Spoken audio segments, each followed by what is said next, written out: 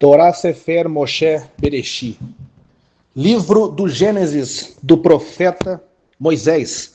A palavra de Deus nos diz assim, Gênesis capítulo 1, versículo 11. E disse Deus, produza a terra erva verde, erva que dê semente, árvore frutífera que dê fruto segundo a sua espécie, cujo a semente está nela, sobre a terra. E assim se foi. Entre o versículo 11 e o versículo 28, estão descritas não somente as coisas que Deus criou, a separação que fez e os nomes que deu. Como, por exemplo, mas sim também a ordem, a cronologia com que essas coisas foram feitas. No primeiro dia da criação, Deus criou, deu nome e fez também separação entre luz, que chamou dia, e as trevas, que chamou noite.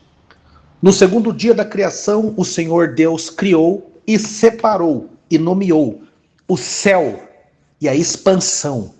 Isso que podemos ver, azul e preto à noite, e o universo que além do planeta Terra sustém todas essas coisas. No terceiro dia, Deus criou e nomeou a porção seca, que chamou terra, e a porção de água, que chamou mares e rios. No terceiro dia também, Deus criou a fauna, as árvores, a erva, os gramados, as sementes e os frutos. No quarto dia da criação, Deus criou e nomeou os luminares, como por exemplo as estrelas.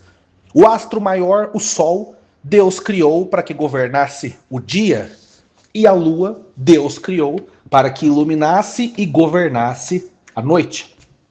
No quinto dia da criação, o Senhor criou os animais aquáticos, as grandes baleias, os cardumes de peixes, os grandes e poderosos tubarões, e também criou as aves.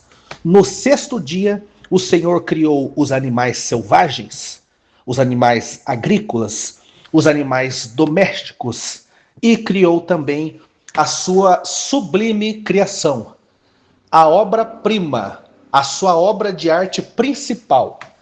Deus criou a raça humana.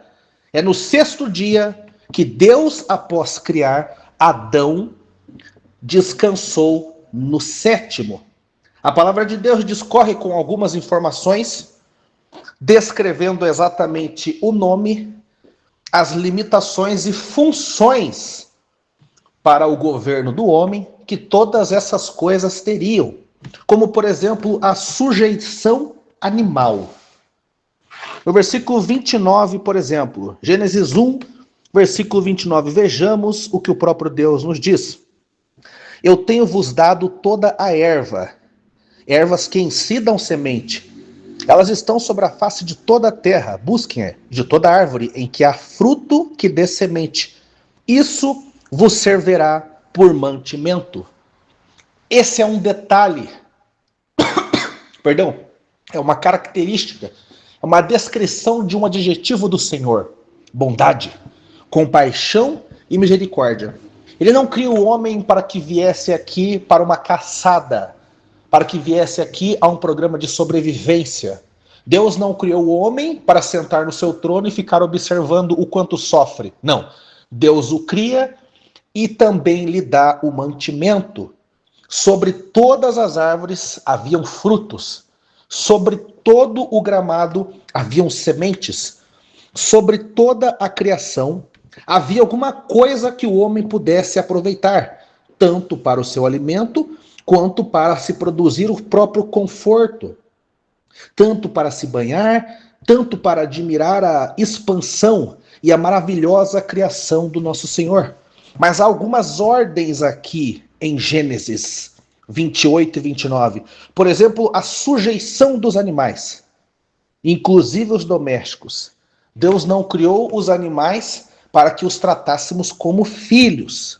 Nós devemos tratá-los bem. O proverbialista, rei Salomão, diz que o homem cruel, que trata mal os seus animais, não tem parte com Deus.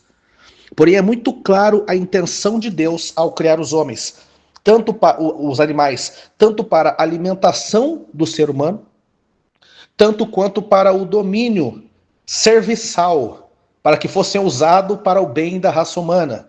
A palavra que ele usa é dominai. Essa palavra está no imperativo. Sujeitai é uma palavra de comando. É uma expressão claríssima de poder do homem sobre os animais. Eu digo isso porque, neste tempo, nesta moda, neste período em que estamos vivendo, nós temos visto casas onde animais governam. Nós temos visto pessoas chamando animais de filho. São os famosos pais de pet. Se esse modo de viver não lhe é suficientemente claro à vista da opinião secular das pessoas, de que não está certo, talvez ouvindo a palavra de Deus dizendo como você tem que tratar o seu animal te faça compreender. Sujeitai, dominai. Isso é tratar mal? De modo nenhum. Só não deve comer na mesa. Só não deve dormir na cama para atrair doença.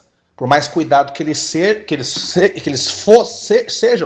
eles não foram criados para isso. Portanto, o animal que serve para guardar a casa, que aguarde. O animal que serve para arar o campo, trabalhar na roça, na vida agrícola, na agricultura, que assim faça. O animal que serve para viver na floresta, um controlando outras espécies, uma praga controlando a outra, que assim o faça. E os domésticos, que sejam tratados com todo o carinho. Mas não esqueça aqui essa palavra que está assim, esse verbo que está no imperativo. Sujeitem sobre os peixes do mar, sobre as aves do céu e sobre todo o animal que se move, rasteja ou caminha sobre a face da terra. Outra ordem ainda no versículo 29, que tem sido, 28, perdão, muitas vezes quebrada, tem sido deixada de lado, os crentes têm ouvido, têm lido e têm fingido que não têm entendido. Deus abençoou o homem e a mulher e disse-lhes: frutificai e multiplicai-vos, enchei-vos a terra. As famílias precisam ter filhos. Isso é uma ordem bíblica.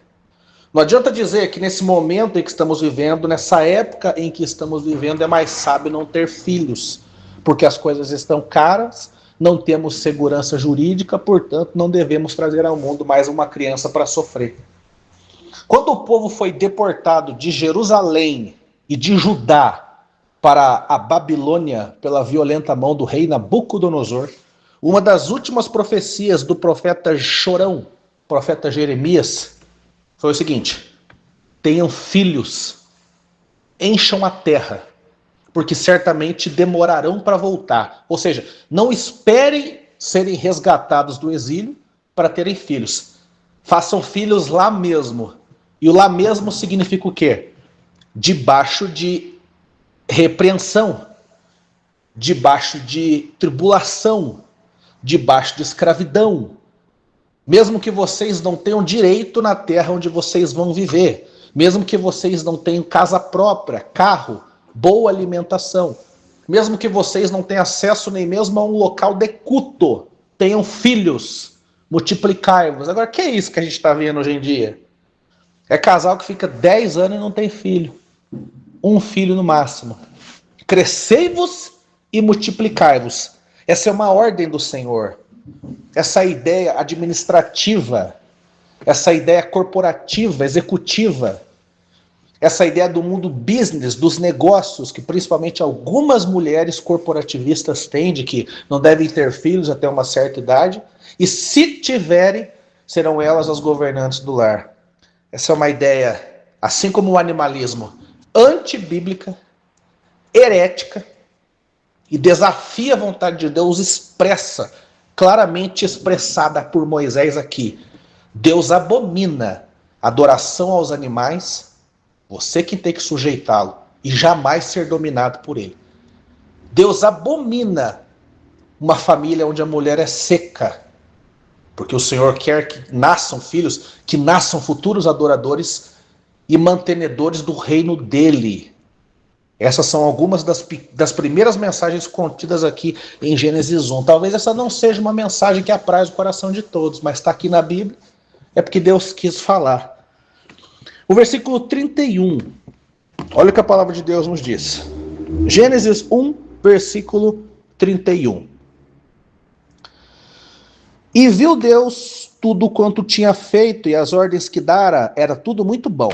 E foi a tarde e a manhã do dia sexto. Como conclusão, essa palavra, muito bom, e viu Deus que era muito bom, ela simboliza o seguinte: a perfeição contida na inerrante e autêntica obra sem igual do Deus Trino.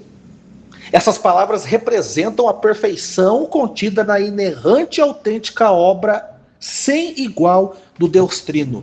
Tudo que Deus fez era bom. Tudo que Deus fez era muito bom.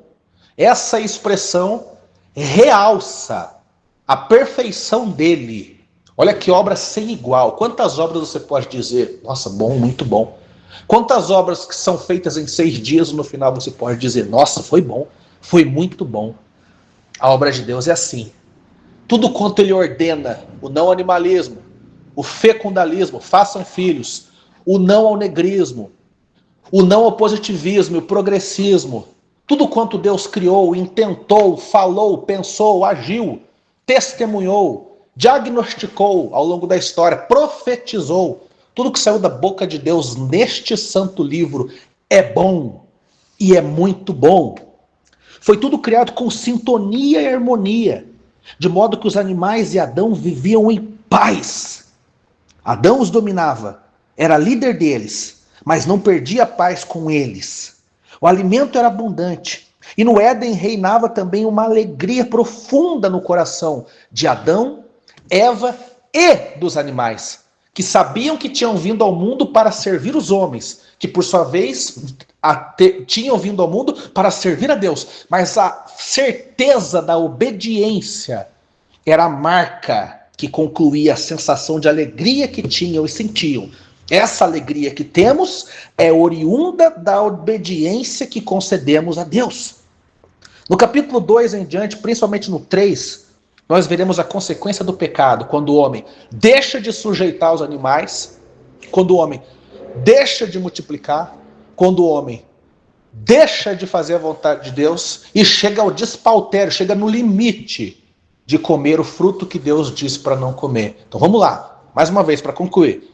Deus dá uma série de ordens, a Bíblia está repleta delas, das mais sofisticadas, mais esquisitas, difíceis, burocráticas, como por exemplo no tempo dos sacerdotes levitas, como também das mais simples, como coma da terra, se alimente do fruto, não idolatre os seus animais, façam filhos, sejam fecundos. Deus dá inúmeras ordens, não adianta tentar tapar o sol com a peneira. A Bíblia está repleta, repito, a Bíblia está repleta de ordens, regras, estatutos, diretrizes, pelas quais toda vez que o homem as serviu e as seguiram, os seus caminhos lhe foram bons. E toda vez que o homem descumpriu, toda vez que o homem tentou desdireitar ou para a direita ou para a esquerda e não cumprir as mais simples que fossem, as coisas não foram bem para homens, mulheres, países, cidades, reinos, impérios e nações. Nações inteiras, nações gigantescas, impérios oblongos e faraônicos já caíram por desobediência a Deus. É disso que falaremos e conversaremos a partir do capítulo 2 e 3 de Gênesis.